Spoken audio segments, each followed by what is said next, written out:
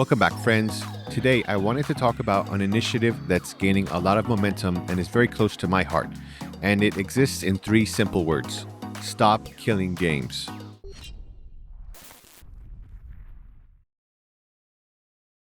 So, first things first, I think it's very important that I let everyone know that I understand there is a lot of heat going around because of this initiative. There are two sides of this coin. One that thinks, like myself, that we need to preserve games through any means necessary, and then another group that believes that this type of initiative is going to be harmful to the future of video games. And I know there's a lot of nuance on both ends, but I do just want to start off by saying that I am not a drama channel. I don't reflect any type of that drama between any two sides, but specifically I am a gaming channel. So it wouldn't make sense that I'm not pro games preservation when the other day I just posted a video about GOG preserving games like Breath of Fire 4. So this is just an advance warning to let you know that I am not going to be speaking on the drama between the two sides. I'm simply going to be speaking on the initiative itself and my perspective about games preservation.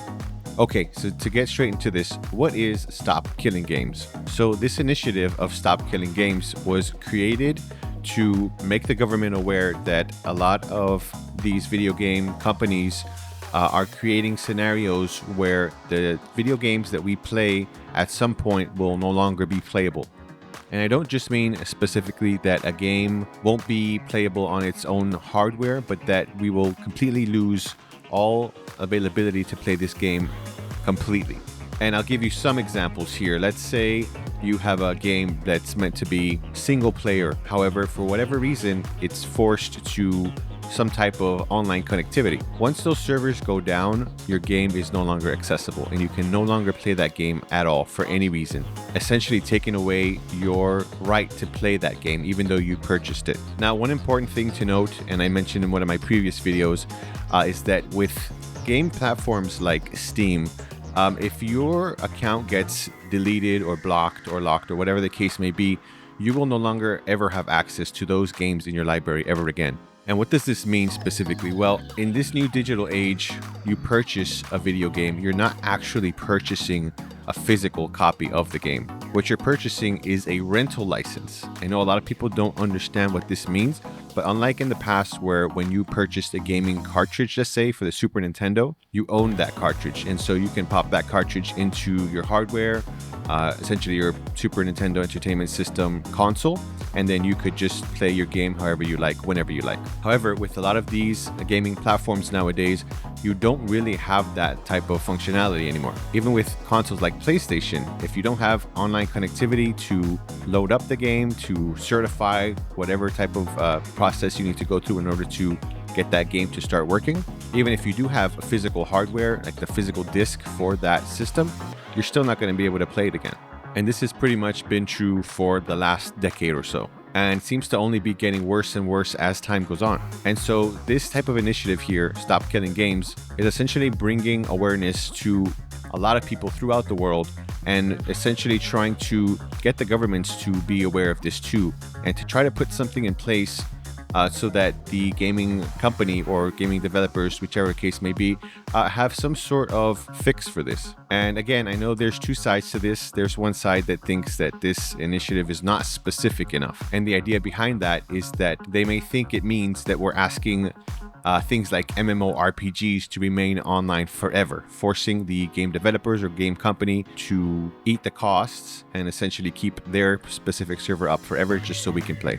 But I don't know that that's exactly true in this case. I think we're speaking more towards the grander thought of what the future may be if this type of forced online connectivity continues. And it could just be specifically maybe for single player games, although I know that's not specific either, and that's maybe another contentious part of the conversation, but we can start there. Now, as I mentioned, I am a big supporter of games preservation in every and all aspects. So for starters, games preservation can start anywhere from bringing back old games from old hardware onto modern day hardware like GOG did with Breath of Fire 4, bringing that to the newer PC players, and that way we have a chance to experience the game all over again. But doesn't mean it's limited to that alone. If there's any chance that we're able to keep these video games for future generations to be able to play and enjoy and have the same experience that we did at some point, I think it's important that we make these type of initiatives known. However, as much as I'd like to support this type of initiative directly, I cannot. And the reason is because these initiatives start in Europe and the UK. And since I am in the USA, unfortunately, I'm not able to go ahead and add my own name to the list. However, at the very least, if I can do anything with this small channel of 60 subscribers, I'd love to be able to at least shed some light on this initiative as it exists. So here I'm going to go ahead and share 2 links for you here. The first one is for the European Union's Citizens Initiative, and essentially if you live anywhere within Europe, you can go ahead and sign this initiative, this petition, and add your name to the list. So the objective here was to reach at least 1 million signatures. And as of right now, we've gone way past that, which is a great thing. However, there were some complications during this process, and it looks like some of the names may or may not have been illegitimate in some form or fashion, but they also said for us not to worry too much about that right now, and that they'd look into that on their own time. But what we do want to make sure of is that we have even more than the required signatures. And this is because this adds into the pool. And if any of those signatures are invalid for whatever reason, then the extra signatures that are added on will be used to, to reach that maximum amount required. If you haven't already registered for this, you can go ahead and register there online and add your name to the initiative. And again, the more we have, the better, because any tiny hiccups that will appear because of whatever situation pertaining to the website itself, those will go a long way towards keeping that goal of 1 million steady. And then the second petition is the UK government and parliament petition. And the original request here was for 100,000 signatures for them to look into this. And that goal has been met. However, we want to send a very strong message here. And even though the 100,000 limit has been surpassed, right now we're sitting at 162K, but we want to continue to push for this as much as we can. We want to make this something that is very prominent in front of their eyes. So if you live in the UK, please consider signing this petition as well if you are someone who has a very firm stance like myself on games preservation. Now, like I said previously, I am in the USA, so I'm not able to add my name to these initiatives. And I think it's important that all of you who are watching this video understand that you should not attempt to add your name to this initiative if you do not live in those locations. And it's very important because if you do so, it may cross some very sensitive legal boundaries that you don't want to get involved in. So things like Interpol, and if you know what that is, you know that that's a kind of dangerous situation to be in. So as much as you may love video games, I wouldn't suggest getting involved in that type of drama. So if you live anywhere outside of these locations, please don't worry about it. If you want to support this initiative like myself, consider instead sharing this online through your social media, or even making a video about it on YouTube or other video platforms as well. And finally, we have some very important dates here. So for the UK initiative, you do have until July 14th. So if you're interested in signing the initiative and being a part of that, please do so before July 14th deadline.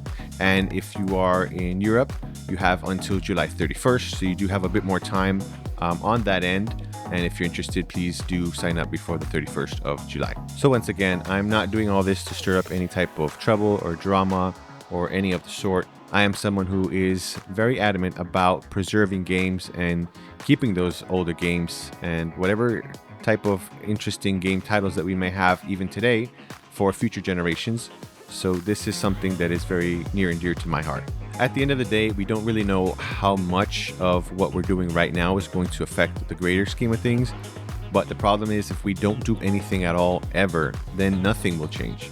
So even if this isn't what we need it to be yet, even if this isn't everything we think it should be, or if it's done in a way that we think might not be the most impactful or helpful, it is still a start. And I truly believe that if anything is going to get done in the future, we need to support these type of causes and these type of initiatives. So once again, if you somehow manage to stumble across this video and you are someone who loves video games like myself and is very much into games preservations in any type of form or fashion, and you live in the UK or Europe, please consider looking into these initiatives and signing them and helping to be a part of the solution. If you enjoy gaming content like gameplay, narratives, game reviews, gaming news, and commentary, consider liking this video and subscribe to The Hero's Blade. Until next time, wish you all the best and God bless.